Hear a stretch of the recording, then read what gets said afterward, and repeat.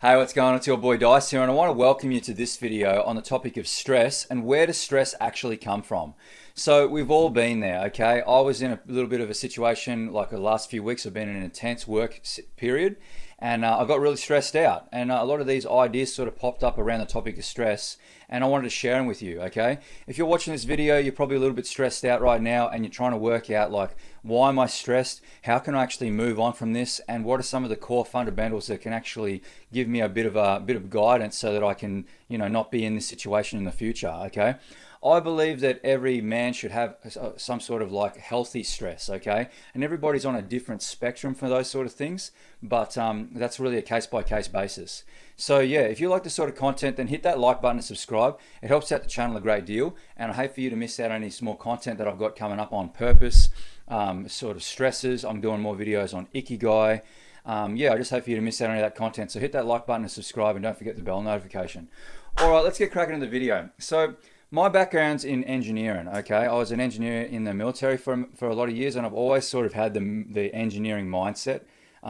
Like everything I see is in exploded view, okay? And also, like, if you're watching this sort of video and you resonate with my content thus far, you're probably a very analytically, logically minded person, very like engineering brain per se. You're probably sort of some sort of construction worker or a mechanic, some sort of like motor vehicle technician. You might be like in some sort of medical profession. You might be an IT professional. Also, another good one would be an aircraft maintenance engineer. Any sort of like nerdy profession that you have where you're stuck in your head, you're thinking a lot, you're losing a lot of hair over it, and you're probably really, really good at that, but you're also having a bit of a struggle to work out, like, what's the bigger picture here? Like, how do I fit into the world, and why do I feel like a little bit disconnected? Why don't I feel whole? Okay. Anyway, example, let's say you're an engine builder by trade, but you also like doing a little bit on the side for yourself. Okay, so we'll paint a bit of an example here. At home, you've got your engine. Okay, you got your your whatever engine. You got 2JZ, RB26, or I'm a Nissan and Toyota guy. Whatever engine you're excited about and gets you hard. All right, you've got it at home. Okay, it's been all machined up, and you're excited now to put it all together. Okay, you're going to do pistons are going to go in. You're going to do the end gaps. You're going to check all the bore sizes, bore to piston clearances, all this sort of nerdy stuff that if you've built an engine before, you know what I'm talking about. And there's the place it's coming from inside is like there's no real time constraint. You're generally excited to do it. You've got your own tools. You can lay out all the tools. You can spend the time, care, and attention to detail to make sure that the engine is put together exactly to spec or even beyond spec. And it's like a labor of love, okay? And you're enjoying the process of potentially seeing this engine go from complete junkyard situation to fully built 4 to 800 horsepower weapon, okay? And you're seeing the project go from start to finish, and you're watching it. You're seeing it with your own eyes go from parts on the kitchen floor to now on the engine stand, putting it all together. Okay, so that's one scenario. That same person, or if you're an engine builder, now you're doing it every day, 8 hours a day, 5 days a week. Okay, you're doing it full time. So now you've got a time constraint. Now you're using tools that are not necessarily of the best repair, the workshop tools. You might have your own tools, but there's also specialty tools that are not typically always in the best repair. You're also in a culture where in some situations, the people might not be, you may not have good walks of life there that you actually want to work with. So you're having to shut your brain down and sort of manipulate your personality in order to actually suit the people that you work around. Now you've got the time constraint of the boss coming down on you. It's like, bro, you got to get this engine together, okay? So there's no longer a labor of love, okay? And another key point is you may not necessarily see the whole engine all the way through, okay? So you might start on it, and then you have to go start another project, and you have to go start another project, and you're jumping around the workshop, and you're never really getting to a point of completion, and it's hard for you to actually see the end result. Another point is like you may not necessarily be connected to the why. Okay, why are you actually doing this? Okay, yes, you need money, but and you sort of like to build engines, but beyond that, where's the why?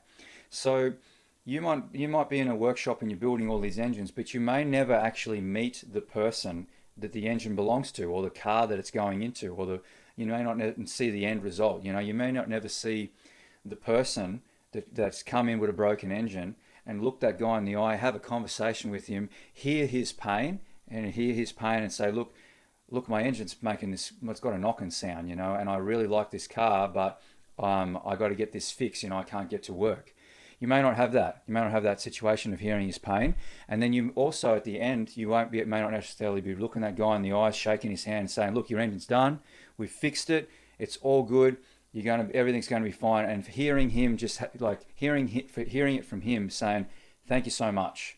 Thank you so much for your work. It's going to help me out a great deal, and I'm more than happy to pay you for this." And there's a sharing of energy there. There's an emotional reward for your efforts. So you may not necessarily be getting that at work. So what's the difference here? Okay, what's the difference here between doing it at your own house for the labor of love and doing it at work? Well, let me just rattle off a few things. Okay, first off, the first scenario, yes, it's a labor of love. Okay, you're doing it for the sake of doing the activity. You're doing it because you enjoy the activity. Okay, the next thing is something along the lines of there's no time constraint. Okay, and even if there is, okay, it's sort of like a soft time constraint. So you can sort of do it at your own leisure. You enjoy going onto eBay and picking out all the parts.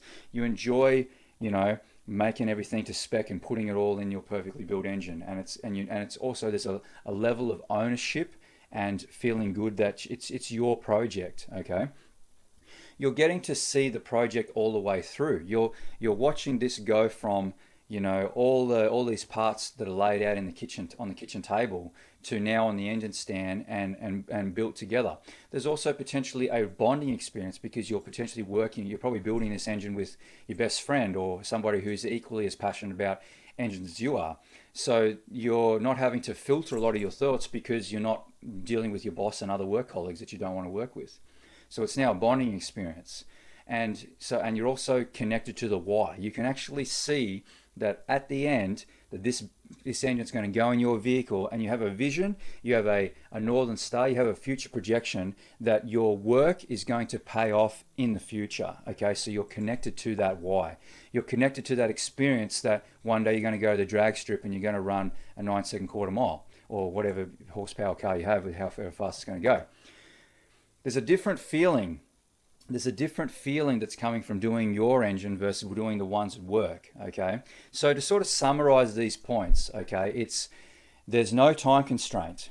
Okay, you're not being jacked up because there's a time constraint there, or the time constraint is sort of more loose, and you feel like you're not going to have to rush to build this engine. Okay, the next thing is more so like you're connected to the why. Okay, you're connected to the reason that you're actually building the engine. Okay, you can see the long-term end result of your efforts, and therefore you are energized and motivated to continue doing the project. Okay, and there's also a difference between labor of love and frustration. Okay, so I'll sort of expand on the frustration side of things for a moment. You know when you're frustrated, but why are you frustrated? Well, for one, you may not be using tools that are actually your tools. So this is causing a lot of anxiety. They're not always in the best repair. And you're just like, oh, I don't want to do this, okay? Or it should be this way, okay? Whereas at your home, you can basically lay it out however you want. Okay, at work, it's somebody else's fault sometimes, okay, with the whole tooling situation. At home, there's no one else to blame but you, okay? So another reason for your frustration is you kind of feel like you're doing things that are not required for you to actually achieve the end task, okay? So at home, there may not necessarily be a lot of paperwork beyond your own sort of like maintenance list, whereas at work, you've got all this unnecessary paperwork and all these other things that you need to do that are like auxiliary to the actual main task. So this starts to cause you a lot of stress because one, you may not want to do it, and two, you may not necessarily be super competent at doing those paperwork side of things. So Yeah, there's a few, as you can probably tell, there's a few little things that are causing you these stresses, okay? And I guess what you're trying to do is you're trying to work out, how can I connect more with the why? How can I actually see the future goal? Do I need to move into another area, or do I just need to change my mindset of how I actually go about my work? There's many different things that you have to look into, and it's a very case by case sort of situation, okay? You can only learn so much from a YouTube video. So yeah, if you're picking up what I'm putting down and you're an analytical and you're a logically minded person and you're in some of those professions that I talked about earlier or something similar, and you kind of seem a little bit lost, okay? You don't really know what your purpose is. You're going to work, you're sort of going through the motions, but you're not really connected to that why, okay? And you're having a really hard time trying to work out what are the right questions to ask, what are the right maybe exercises that you could do, and you need some guidance on that, on how to actually create the life that you want and how you can actually build a bit more happiness. If this is something that you're sort of interested in, you need some guidance with, then by all means reach out to me. I'd be more than happy to help you. Reach out to me on Instagram, and you and I can actually get on a one-on-one discovery call, see if we're actually a good fit. Okay, like I have a very tough love sort of way of mentoring and coaching. A little bit of patting on the back at the times is deserved, but I'm more so on the, if you've watched a lot of my content thus far, I'm more so on the like a negative, like if you don't do this, this will happen. Like I try to wake you up, okay? Like I want you to become more aware of the consequences of your inaction, and also asking yourself deeper questions, okay? But essentially, like all the stuff that I'll be helping you with, it's not like you can't read in a book or it's not on YouTube somewhere, okay? And like you could seriously go down that road if you want to, but how valuable is your time? How valuable is your time? How long do you want to be miserable for, okay? Why would you spend all this time on the internet learning from free content, not really knowing how that actually applies to you, when you could actually get somebody like myself or another mentor and pay them a bit of money, and then instead of taking you 3 years, it might only take you 6 months. So yeah, if that sounds like something you're interested in, then reach out to me. If you're not there yet and you still think you can do it on your own, and you still think you're sort of tiptoeing around trying to work out like who the right mentor is and what sort of content that you actually resonate with, and you like this sort of content, then hit the like button and subscribe, and maybe leave a comment in the comment section below about some of your struggles, and I'll do my best to help you. So yeah, with that being said, thanks so much for watching, and this is Dice out. Have a good day.